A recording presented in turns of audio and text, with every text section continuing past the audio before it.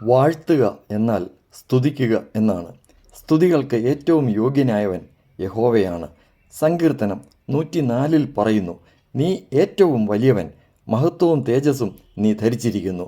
സങ്കീർത്തനം 103 പറയുന്നു, എൻ മനമേ യഹോവയെ വാഴ്ത്തുക, അവൻ്റെ വിശുദ്ധ നാമത്തെ വാഴ്ത്തുക.